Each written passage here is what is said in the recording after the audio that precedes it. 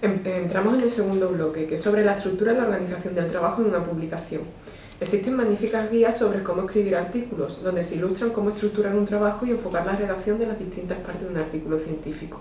Pero nos interesa conocer su opinión sobre cómo encarar la labor, por dónde empezar, cómo estructurar una contribución en su área y cuándo se da por acabada.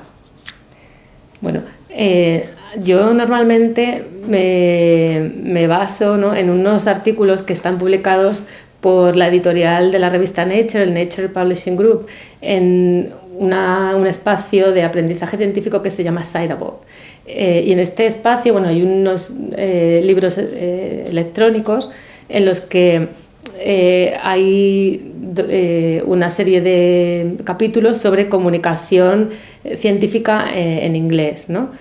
Y hay una unidad sobre cómo escribir artículos científicos. Yo recomendaría a quien quiera escribir un trabajo que se lea estos capítulos, sobre todo porque explican muy bien cómo escribir un artículo en inglés. Y el lenguaje científico, los científicos utilizamos el inglés para escribir nuestros artículos y de una manera muy sencilla y con ejemplos, pues explica cómo enlazar unas frases con otras, cómo escribir de forma atractiva un artículo en inglés.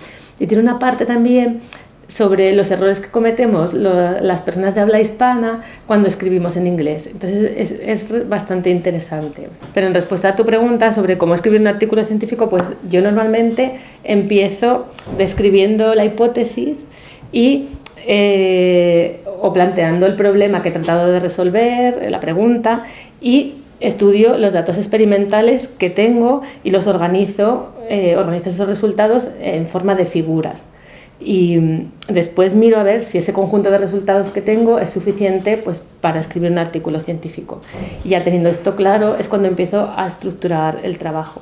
Entonces, antes de escribir un artículo científico es necesario saber a qué revista lo vamos a enviar, porque cada revista tiene unas instrucciones diferentes y cada revista te pide una estructura diferente.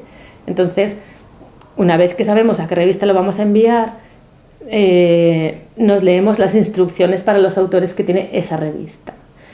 Normalmente un artículo científico consta de resumen, introducción, materiales y métodos, resultados, discusión y conclusiones, pero muchas lo cambian. Entonces es necesario mirar en cada revista qué es lo que nos piden.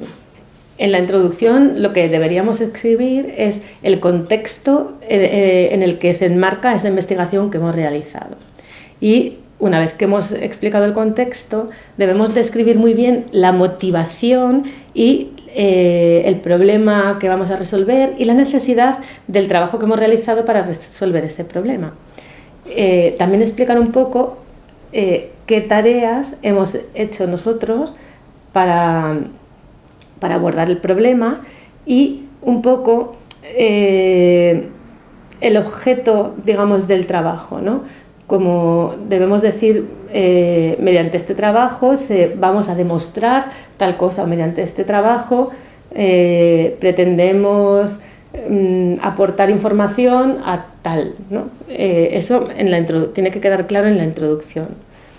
Y una vez que hemos planteado el problema, ya entonces empezamos a escribir qué metodología hemos empleado, ¿no? La metodología hay que describirla de forma exacta.